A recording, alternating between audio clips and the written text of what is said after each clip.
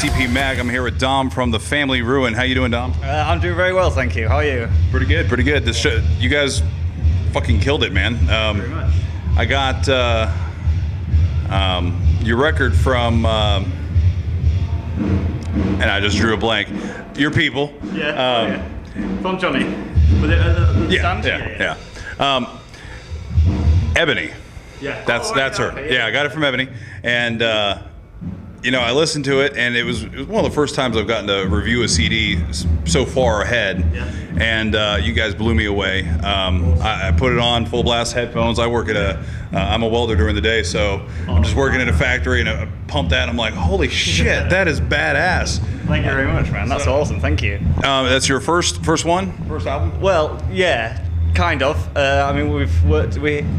Before we were called The Family Room, we were called The Fallen. We released an album. I say released it, self-released it, but we had we've had a CD before. Yeah, right. So it's one of the first time that we've had a collection of songs together, but it's the first time we've actually released something properly. So yeah, this is our proper debut. Yeah. All right. I know a lot of times bands from overseas, like Avatar. As far as America knows, there's only 2 CDs that are out on Spotify, so a lot of people just pay attention to that. And they've got like 5 CDs or something, so I wasn't sure if there was a holdover from that. No, this is first. Yeah, this is the first thing that we've actually released. So so there's not much you can get to us yet. But I mean, there's going to be. We've got other things in the pipeline. There's going to be some more stuff coming up over the coming 18 months or so. Well, just judging by the first CD, you guys are going to be here for a while, and I know you guys are going to tear up the States. I've never been to England. I don't know what the scene's like out there, but I know you guys are going to tear it up here. Well, thank you very much. I mean, in England, it's a bit difficult. Difficult's the main thing, because it's such a small place, and everyone's all got their little cliques inside different cities and things. Right. And so, trying to get people to come to your shows if they're not friends with them, then it's kind of like a double-edged sword. You can't make friends in different cities because you can't get the shows there, and people won't come to your shows because you can't make the friends there and stuff. So it's just so it's a bit like that. I mean, it is very difficult to actually get anywhere in England. So thank God we're over in America doing something over here. So what was your break like? I mean, how did that happen for you guys? We started writing this album back in probably about nearly 2 years ago. Once we actually finished the last one that we did, we were still called The Fallen right up until about a year ago, and so we just started writing straight away. I think Let's Go is even the first song that we actually wrote after we recorded the last album, and so we just decided to go for a more kind of modern style, more modern feel about everything. Right. I'm kind of like losing track of what I'm talking about now. What was I saying? What was the question? What your big break was, like how you guys got here? So we just decided let's just do an EP. This album completely flopped that we wrote. It was no one bought. I think we sold probably about like 50 copies or something.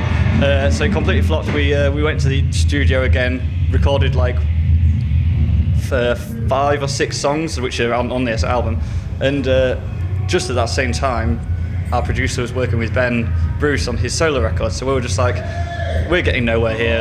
Right. This is kind of like the last thing we're going to do, because we're just like, look, this is just getting stupid. We're just spending all this money going touring, no one's going to listen to us, no one's buying our record.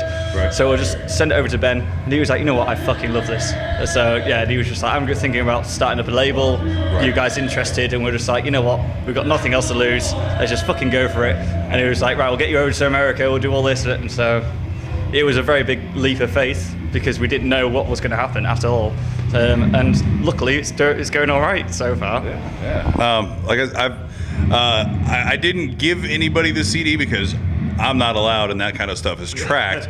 But lunch break, I've got a big subwoofer in my truck, and your album's great with a sub.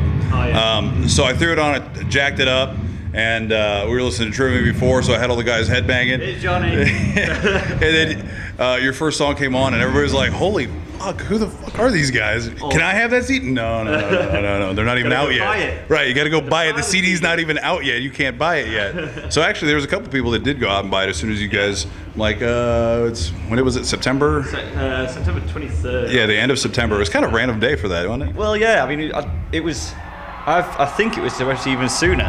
Right. But things kind of got pushed back a bit, and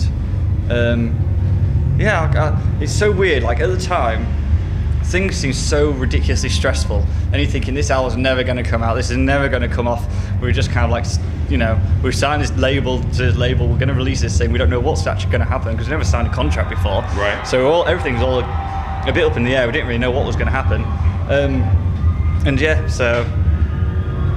So how long have you been in the States just on this tour? Since the end of November was when we got. Oh no, was it end of November? I don't know, when did this tour even start? On the 28th, yeah. So we flew in about a week before that. We literally just kind of like, the guys with girlfriends kissed goodbye, and I was like, see you later, mum, and that was it. And now we're here. I mean, I think a couple of guys are going back home for a bit, but for like a week or so before we continue touring. But I mean, that's it now. We would kind of have to struggle here rather than struggle in England. Yeah. So did you guys get to bring any friends with you, or is it just you guys?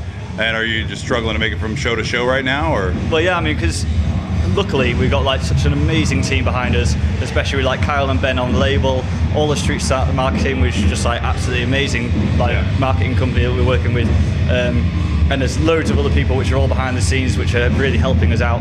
And also just other bands which we're meeting along the way. We've made really good friends with the Pod of Burning Body. We've made really good friends with Chelsea Grin as well. Right. We know Asking from back in the day, and also the Bless the Fall, which are on here. We've made really good friends with them. Right.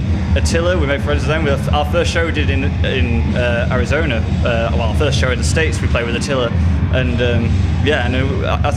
I don't know whether it's just because either we're really nice or whether everyone else is really nice, or I don't know. It's the accent.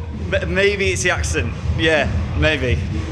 If you ever get a chance, Aries Spears is a comedian. He does where he's asking for a blowjob in just a regular English, like American accent, and gets slapped, and then he does it in an English accent, British, Well, and I think that's pretty fucking false advertising, because that hasn't worked for me so far.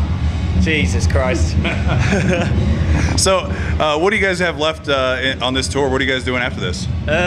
We've got, I think it's probably only about 5 more shows. We're playing a couple more shows with Bless the Fall headlining, which we're really looking forward to. We played one so far, and it's just because we're all mates on this tour, Right. And so that's what we've got for the rest of this one.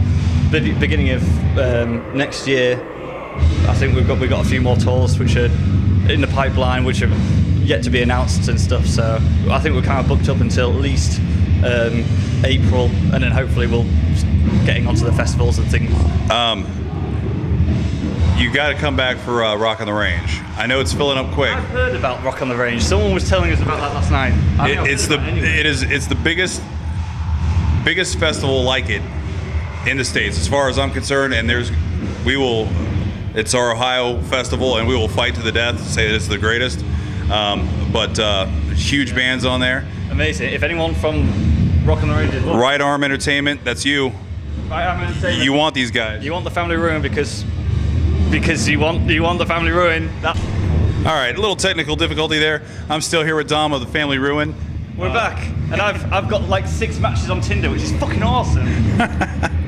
So pretty much, I just wanted to be able to close out the interview, tell you thanks for the interview. You guys were, like I said, we're going to be seeing you guys headline sometime very, very shortly. I really hope so.